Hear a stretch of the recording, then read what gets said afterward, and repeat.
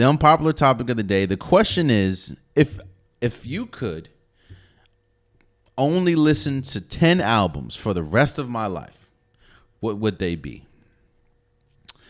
That's a good question. That's a good question.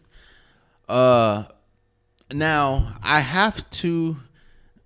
This was a tough question because they didn't ask what my favorite albums are, because my favorite albums are not most of my favorite albums are in this top 10, but not all of them. Because if that's the case, I would put in a bunch of J. Cole, I put in a bunch of Kendrick, I put in a bunch of Drake, and then call it a day. But I wouldn't, if I had to listen to 10 albums for the rest of my life, I would not get a broad experience. I would not get a musical experience that I would hope for, because I'm only stuck listening to 3 or 4 people. I just, which makes this question much harder for me, because I actually was like, all right, let me think about this, Now, yes, there are some Kendricks in there are some Drakes, but I had 10 albums that sounded different, but I wouldn't feel like I'm missing out musically if I didn't listen to the, if I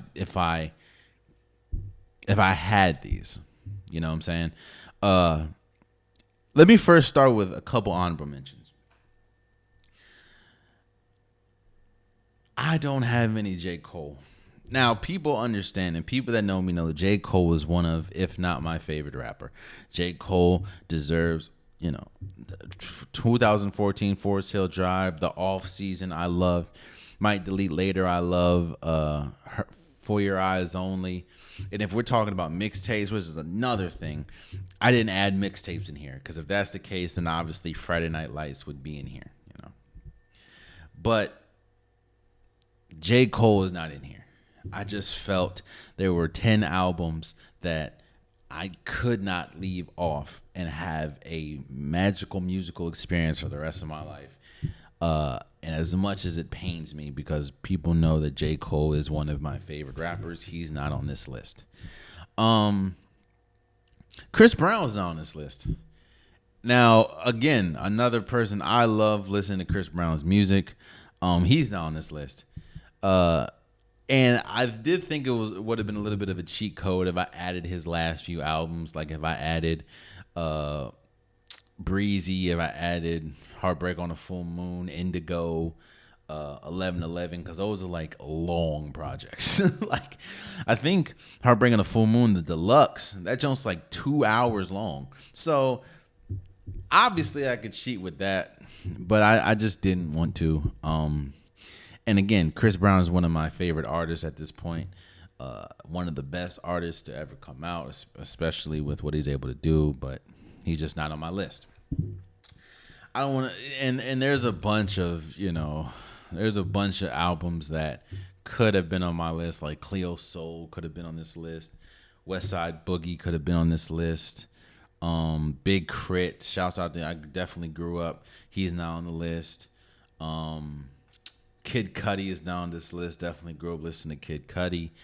But, these are the 10 albums that if I had to listen to just 10 for the rest of my life, these 10 albums, I feel like I would be musically complete.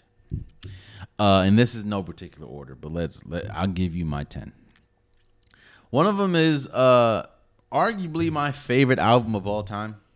Now, people that know me know that I am a huge musically Kanye fan. What Kanye does outside of musically, I can't rock with. I don't know this man like that. I don't agree with some of his takes. A lot of his takes I don't agree with. But musically, he is one of the greatest artists we've ever seen, in my opinion. And one of my favorite albums of all time, if not my favorite album of all time, is My Beautiful Dark Twisted Fantasies. I think that is Kanye's greatest album. I will say that that's one of the greatest albums ever. And I feel like there's so many great singular stories that are in this album that obviously draw to a bigger one. I feel like, again, that's one of my favorite albums of all time. And it would behoove me not to put it on this list. So one of the albums is good. My Beautiful Dark Twisted Fantasies. Another one had to get a Kendrick in there. Now, a lot of people, Kendrick is starting to build a body of work that is very hard to go against, and it's very hard not to say, hey, this is his best album, that's his best album. I don't know. My favorite Kendrick. Now, Kendrick has not dropped a bad piece of work in my opinion, but my favorite Kendrick album is Good Kid, Mad City. I feel like if you want a good representation of, obviously I don't live in Compton and not from Compton, but if you want a complete body of work that tells a beautiful story, Good Kid, Mad City by Kendrick Lamar is incredible. And I had to put it on my list. Also remember that this is my list. You know, I'm not saying that these have to be on your list. I'm not saying that my list is perfect and your list isn't. What I'm saying is, this is, if I had to listen to 10 albums for the rest of my life, these are the albums that I would listen to. Let's get back to the regular series program. Illmatic has to be on there. If you want, I just feel like, obviously rap is my favorite genre of music, hip hop and rap, and I don't think that we would be here if it wasn't for obviously some significant albums. One of those albums being the Illmatic. So I have Illmatic on my list. I have Views. I know a lot of people are gonna disagree. Now, if we're talking about mixtapes, I think that If You're Reading This Is Too Late is Drake's best body of work. But if we're just talking about things that are classified as albums, I will go down to saying that Views is Drake's best album. I know people are going to say, you know, Take Care. People are going to say Nothing Was the Same, and that's cool. My favorite Drake album is Views, and I will go down and saying that forever. From Western Road Flows to Hotline Bling, there's a lot of great music on Views, and that's my favorite Drake album. So I have Views. Michael Jackson had to be on this list, and I put Thriller. I grew up, I was never going as far, I'm not going to go as far as say that I had like the glove or whatever, but I used to be a Michael Jackson stan, bro. And don't get me wrong, Michael Jackson is still Michael Jackson. He's probably the greatest artist ever to walk the face of the earth. Think about it. Bad. Do you understand? Almost every Michael Jackson album, is just banger after banger after banger. It's crazy. And Thriller probably has the most. So Michael Jackson, I have Thriller album. Now, also side note, Travis Scott's not in this, and people know how much I like Travis Scott. Neither is Jay-Z. I'm just not. Jay-Z, I love Jay-Z. He's a great rapper. Obviously, probably arguably the GOAT, but nah. Let's get back. I have the Carter 2. Man,